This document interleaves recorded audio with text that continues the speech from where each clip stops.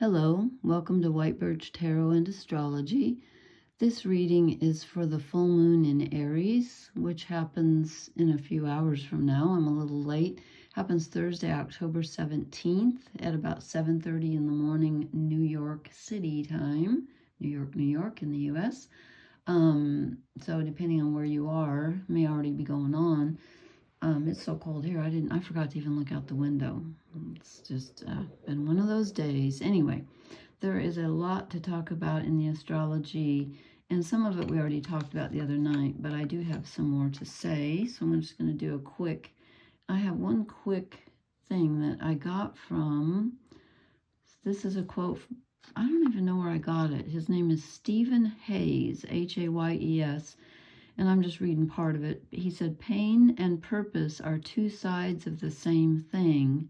You hurt where you care, and you care where you hurt. The reason I'm reading that is because, share a little closer. Oh, it's not going to go. Okay. The reason this is a fascinating sky. Really it is. Here's the moon, which is opposite the sun, which is why we have a full moon. The full moon sheds light on something. It's in Aries, which is our self-identity, who we feel ourselves to be at our very core, like, not so much what we do, although it is ruled by Mars, which rules where we put our energy, but it's not so much what we do or who we love or whatever. It's who we are at a very core level. Who am I? How do I define myself? And then if you notice the moon, which is your emotional self, your needs, how you nurture, how you've been nurtured, and sometimes the mother influence, is conjunct Chiron, the wounded healer. So this full moon is shedding light on a wound. And as I said before, most of our wounds are gotten in, I think, when we're young. I mean, you can get them all your life, but they usually stem from something, that happened when you were a kid or a baby, whatever. So it's opposite the sun, which is conjunct Juno, the wife of Jupiter, and she represents relationships. She's the wife, so she's like how you behave, how you relate to others in a relationship, and also she deals with past wounds from past relationships, which is interesting because we have the primal wound here, Chiron, which is the wound that never heals, although some astrologers say that it does heal, and that's where you get your greatest gift, because that's where you can help others. So, and excuse my voice, I'm really tired. I waited too late. It's really late. I don't know what took me so long. I was thinking about this for a long time because it's a really interesting configuration. So we have the moon and Chiron opposite the sun conjunct Juno, okay? And they're in Libra, and the moon and Chiron are in Aries, self-identity, relationships. So this is definitely about who you are and how your relationships have shaped you, and then how that in turn shapes the way you treat relationships and how you act in relationships. So these two here are squaring, which is an uncomfortable aspect, which makes you face something. Mars, which is in, I don't ever can tell how this always shows up different when I play it. Cancer. Mars is in Cancer. Cancer is a water sign ruled by the moon. It represents the mother, family, nurturing, very similar to the moon because it's ruled by the moon. It also represents your sexuality, and I think that's important in this full moon because Aries is ruled by Mars, so there's a connection here. There's a connection here. The moon is in Mars's sign, and Mars is in the moon's sign. So there's something here about nurturing and sexuality and relationships. And then we come over here to the sun in Libra, which is relationships ruled by Venus. Venus happens to be at the tail end of Scorpio, 29 degrees. Scorpio, which is ruled by Pluto. Now, there's a very wide, this is called a T-square, when you have opposites, and they're both squaring Mars here. It's a T-square, but I'm saying it's kind of a grand square because the Moon and Chiron are also kind of, okay, it's a little wide because that's 24 degrees, that's 21, and Pluto's at 29. That's really kind of wide for a transiting aspect. It's not too wide for a natal aspect, but it kind of is. But I think it counts because they're all in cardinal signs. I think Pluto's involved. And again, Pluto's kind of squaring this Sun Juno. So we have two T-squares. So if you folded this in the middle, imagine folding this paper in the middle like this, we have these two squares facing each other, which is called a grand square or a grand cross. And on my last post, Madura left a comment about the mirroring aspect, and I forget what else he said, but it was really on point and very intuitive and brilliant, about like this being a mirror, like with I forget, like a candle pointed at like light on one side, shade on the other. This is really opposites, and yet there's a very similar aspect because, okay, Mars is the ancient ruler of Scorpio. Pluto is the current ruler of Scorpio. As I said, Venus, which was our relationships, is at the tail end of Scorpio. So we got a lot of scorpionic energy here. And Pluto's at the tail end of Capricorn, finally. Get out of here. And Capricorn rules the government structures ruled by Saturn. It rules father energy. So we've got father energy, mother energy opposite each other. Kind of. I mean, it's 7 degrees, but still, you know. So we've got these two T-squares that I think are making a kind of a grand square or a grand cross, which is known as the make or break aspect. So, because first you kind of have to break before you can make, right? You got to break the old before you can make the new. And there's a wound that's really being triggered by this full moon. And the full moon, though, is showing you where the wound is, not because it wants to hurt you, but because this way you can heal it. You can't heal what you don't know is there, right? And we also have Black Moon Lilith here, who's the dark feminine, which is the part of us that's been shamed, outcast, scapegoated. She's in a very uncomfortable aspect, 150 degrees, called the quincunx, to Saturn in Pisces. She's in Libra. And so this is like responsibility and playing by the rules and limitations, being in an uncomfortable aspect with the part of us that wants to be free and wild and break free from tradition and is tired of being shamed and just says, look, I want to do my own thing. And Saturn's saying, oh, but you have to follow the rules. You have to do this. Although Saturn is in Pisces, so he's not super strong. But there's a lot of tension here, and to me it's about relationships mostly because of the placements, and also with Mars being as I said, the ancient ruler of Scorpio, and Pluto being the current ruler of Scorpio. There's something about sexuality here too, because Mars is our sexuality.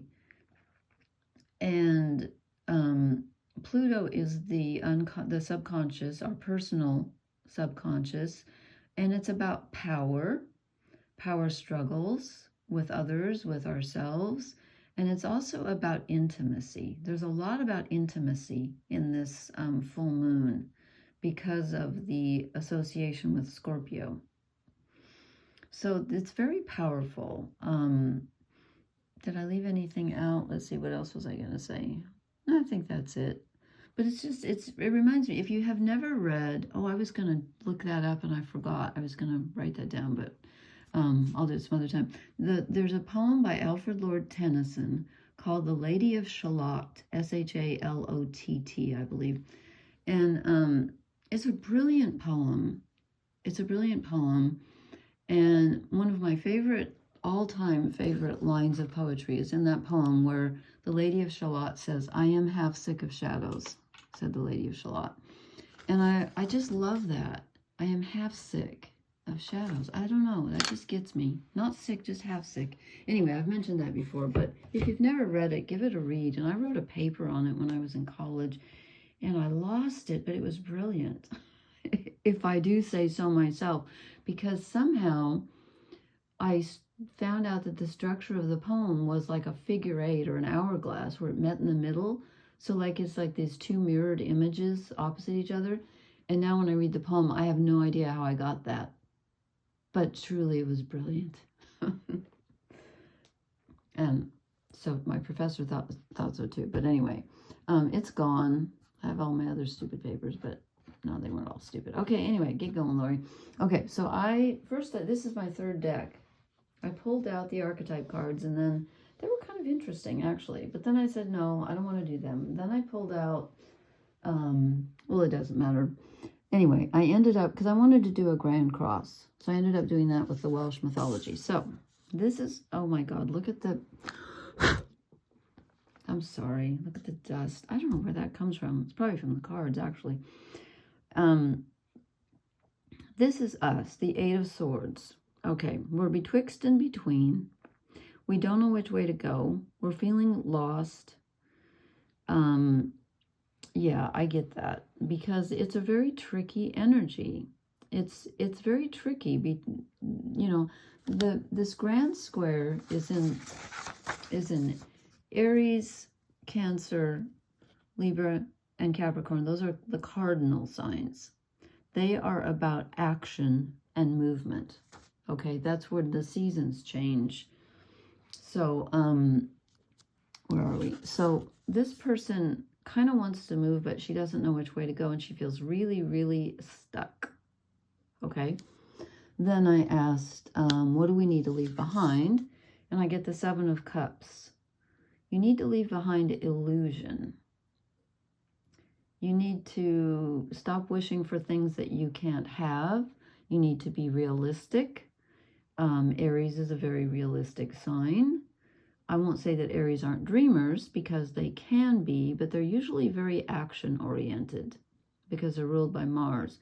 But they also, they love romance, because they're the knight on the white horse who comes in, male or female, and wants to swoop in and slay the dragon and save the princess or save the prince or save the animals or save whatever. Okay, and I'm not saying you can't do that, but if you're stuck in your head and you're dreaming all day, you're not going to get it done. So too much dreaming is not helpful, because Aries needs to move, okay? And then I said, what should we move toward? And I get the 6 of Swords. We need to move away from our current situation. We need to move on from something. We take the swords with us. We're not, you know, we're not like leaving and forgetting what we're leaving. We're taking it with us, but we need to go somewhere else. We need to move. We are stuck with the 8 of Swords. We're stuck and we need to move forward. So hopefully this full moon in Aries will show you this wound that's holding you back and allow you to move forward. And then I asked, what is our challenge? And I got the 2 of Pentacles. Okay, so we are either juggling, and again, there are a lot of opposites. You know, well, of course, there's opposites with the full moon, because the sun and moon are opposite each other. But there's still a lot of opposites with the north and south nodes are always opposite each other, but they're also in Aries and Libra. The north node is in Aries, where the full moon is, which is our self-identity, and, you know, who do you want to be? And the south node, which is what we're kind of should be done with, what we're familiar with, and we really don't need to do that anymore, is in Libra, which is people-pleasing and relationships and helping others. This is about deciding, what do you want? What do you desire? And where did you not get your needs met at some point? And how can you meet them yourself? So you're juggling responsibilities right now. That's the Black Moon Lilith in conjunct which is another name for a quincunx. It's also called an inconjunct. It's 150 degrees from Saturn. So you're responsible, yes, but you're also responsible to yourself. What do you want? You're trying to figure that out right now. Hopefully the full moon will show you. And then I drew this card. This card came out twice. The first time I put it back because I didn't want it, which is kind of, you're not supposed to do that. And then I asked what blesses us, and I got it again. So it clearly meant to be here.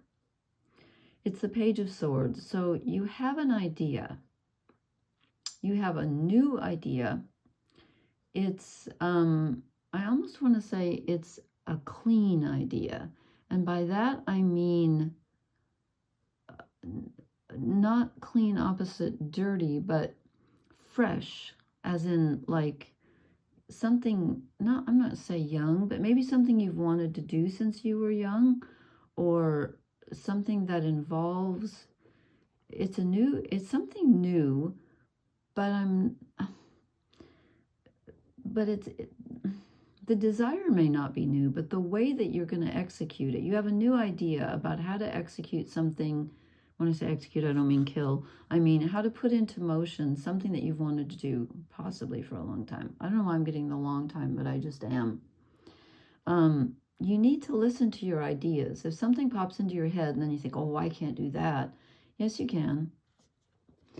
Okay, and then I asked for a clarifier on that because I just felt uncomfortable with that. And I don't know why. I think that's just me. And I got the Queen of Pentacles. It's like, okay, yes, you need to nurture your idea. You need to say, yes, this idea is worth pursuing. Yes, I deserve it. I need to be patient with myself. I need to be nurturing toward myself. I need to be generous with myself. And again, I think it's to yourself instead of others because of the moon being in Aries and the south node being in, or the north node being in Aries, which is about furthering your self-purpose. What do you want to do in this lifetime? You know, it's time to think about yourself. I'm not saying to be selfish, or self-centered, but, you know, just try to think about what you really want. And then I drew 3 shadow cards, as if we needed any, right? With all this back and forth mirroring energy. There's a lot of mirroring going on here. Here's a dual. You know, the 10 of Cups is usually not split like this, but so this is a shadow card. So you want it all. You may not get it the way that you think. Like you want the roses and the, you know, the happy ever after and all that. And I'm not saying not to wish for that, but maybe you're wishing for things to be emotionally easy or always happy. And, you know, life isn't always that way. So perhaps I'm not going to say your standards are too high because that's not a good thing, but just emotionally, you need to be a little tougher and, you know, give up the romantic ideals. This goes very much hand in hand with letting go of the 7 of Cups. You know, it doesn't have to be fairyland. It can be reality, and it can be very fulfilling. So, you know, just don't sit around wishing and thinking, oh, but I want that. It has to be that way. No, it doesn't. Okay, then the next one I drew is the 5 of Pentacles. This is feeling alone out in the cold. And it's interesting because when I first drew the archetype cards, the first card made sense, and maybe I should have kept that one. In fact, let me show it to you. Well, why? No, never mind. It was orphaned anyway, which is really interesting because this card looks like usually has an orphan on it. This one doesn't because it's this strange, the Gilded Tarot. And I love this deck anyway. I love the artwork. So this is you feeling like you're alone without any emotional support, which is probably why the 10 of Cups comes up as a shadow card. You're wanting someone to save you. And again, the full moon is in Aries. The full moon is, you know, emotions, and Aries is the savior. But you need to be the savior. And again, not saving others, but saving yourself. and not waiting for the prince or the princess or whomever to come along and save you. You're not totally alone. You might feel like it. And you know what? This is also telling me, no, because it's a shadow card. I was going to say, do your own thing, because Black Moon Lilith is kind of in aspect to Saturn, and she needs to do her own thing, because we don't want to be people pleasers right now. But I don't want to say go it alone, because this is a shadow card and it's telling you you're feeling alone. I'm just looking to see if we see anyone really helping us. The Queen of Pentacles could be someone else coming, but I think it's you being patient with your own desires. Well, let's see what the Oracle cards say. Okay, I drew one more shadow card, the Ten of Pentacles. I think this came up last time. You need to let go of security. You can't move forward if you're stuck in the past, and you can't move forward unless you're willing to put up with some uncertainty. You just can't. So you might have to, you know, put your boots on and let go of a little bit of emotional and physical security. That could be this too. Why the shadow card, you're afraid to let go of something because it's making you feel emotionally secure, but it's not real. The emotional security is in you. Okay, whoops. Forgot to get my oracle cards handy. Okay, give myself some room here to shuffle. Whew, this full moon is a whopper, I'm telling you. Okay, let me concentrate here. Full moon in Aries, what do we need to know? What's the oracle message for full moon in Aries? I'm not sure if this is it. I'm not sure of anything tonight. Regeneration. Yes, Pluto. To me, this is the Plutonic Scorpio card. This is where the tree grows out of the destruction. So you may feel like you have to let go of something, or you've lost something, but this is about figuring out how to begin again. And you know, Aries, with the full moon in Aries is the first sign of the zodiac. It's number one. I know it's in the sixth house right here because the way I planned it out the time, but it's number one. It's the first sign of the zodiac. So this is about looking at things in a new way, starting something new, you know. Gotta let go of the old. Okay, I'm gonna draw one more oracle card. I think it's this one. Oh, I didn't want this one, but I got it. Round and round. You might feel like you've been here before, but you're at a different level. It's a spiral, not a circle. You're higher or lower or whatever, whichever appeals to you more. Are you closer to the earth in your real life? Are you higher if you think that that is spirituality? Whatever, you're at a different level, even though it might feel kind of repetitive right now. I'm just going to pull one more. Okay. I don't know why I don't like this card either. Happy, happy. I don't think we feel happy right now. Maybe happiness is... I'm sorry, I'm going to draw one more. I know you're not supposed to pick and choose, but I just feel like there's another... okay.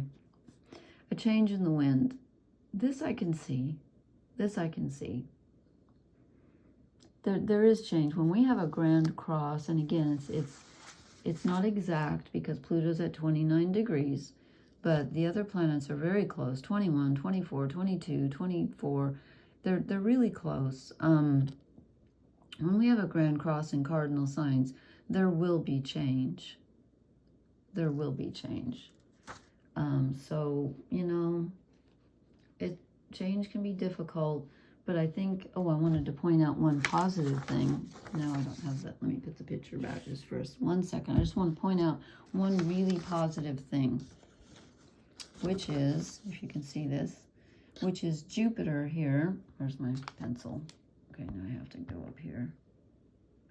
Make it a little bit smaller, and I have to move it over. Sorry about this, and it's falling down because I wasn't prepared. But I just want to show you this one positive thing. Jupiter here. Jupiter is in good aspect to Mars. So Jupiter, the planet of growth and expansion and good luck, good fortune, optimism, hope, is in good aspect to our Mars here, which is struggling in the ocean water of, the emotional waters of Cancer. Jupiter's here to lend a helping hand, and Jupiter is 60 degrees away from the full moon and Chiron, which is also very positive. This is called a sextile, and this is a semi-sextile, 30 degrees, 60 degrees. So we've got Jupiter on our side. Luck is on our side. Maybe that's why we got happy. Luck is on our side. I've already forgotten the, okay, we had regeneration. Yeah. Oh, round and round. That's the one I forgot. Round and round, happy, and a change in the wind. Okay, I hope this makes sense. It's, and it's really important where this occurs in your chart. And so I'm going to leave my email address in the comment section. Or is that where I leave it? Yeah. And if you would like me to help you on astro.com get your chart done, I will try to help you. I don't charge anything for that. I'll just see if I can help you. I can't print it out and email it to you, or email it to you. It won't let me do that, but I can figure out a way to do it. So let me know if you have trouble, because where this occurs in your chart is very important, and whether or not it falls on any of your planets. Okay, thank you so much for watching. Please leave me a comment. Let me know if this resonates and how the full moon's treating you, and anything else you've got to say. I'd love to hear. Please hit the like, share, and subscribe buttons, and I'll talk to you later. Happy full moon, everyone. Good night. Blessings.